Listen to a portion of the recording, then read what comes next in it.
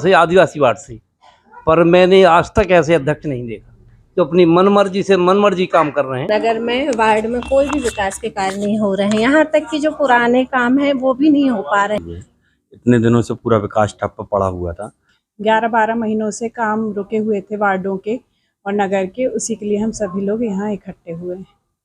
लगभग 1.25 साल हो गया है, कोई काम नहीं हो रहा है, कोई नगर पंचायत में कोई भी काम नहीं, कहीं पे कोई से भी वार्ड में नहीं। पहले तो मैं यही बताऊंगी कि नगर परिषद में बैठक ले रहे हैं और हो रही हैं।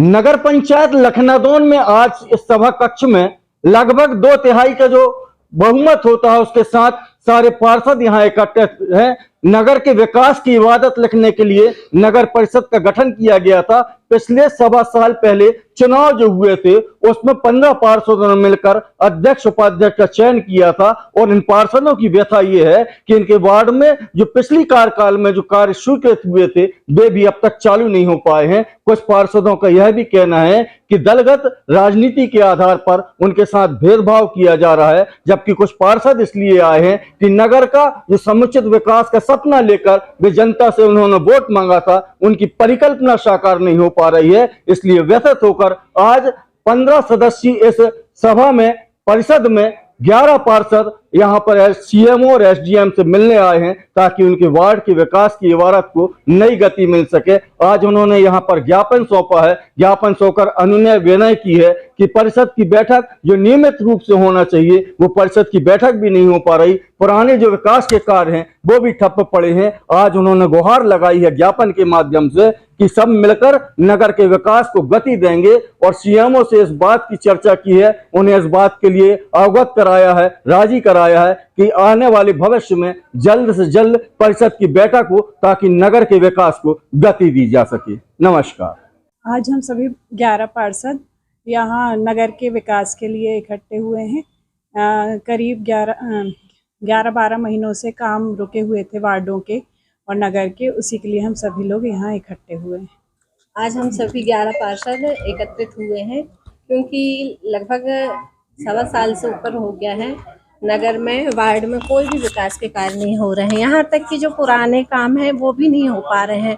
तो हम सभी मिलकर यही चाहते हैं कि सभी वार्डों में विकास के कार्य हों और इसी माध्यम सीएमओ सर के माध्यम से हम सीएमओ सर को आवेदन देने आए हैं कि सभी वार्डों में विकास के कार्य हों, क्योंकि अभी तक मीटिंग भी नहीं हो रही है और होती भी है तो अभी काम पुराने नहीं हुए तो नए काम तो अभी शुरू ही नहीं हुए हैं। तो इसलिए हम सब आवेदन देने आए हैं सीएमओ सर को और यही चाहते हैं कि सभी वार्डों में विकास के कार्य शुरू हों जल्द से जल्द। इसलिए हम लोग एकत्रित हुए हैं क्योंकि लगभग 1.25 साल हो गया है, कोई काम नहीं हो रहा है, कोई नगर पंचायत में कोई भी काम नहीं, कहीं पे कोई से भी वार्ड में नहीं। तो सब लोग एक साथ मिलके कि कम से कम कुछ तो हो, कहीं कोई से वार्ड में काम हो, शुरू तो हो काम, कुछ भी नहीं हो, ना मीटिंग हो रही है ना कोई वार्ड में काम हो रहा है, कुछ भी नहीं हो रहा है।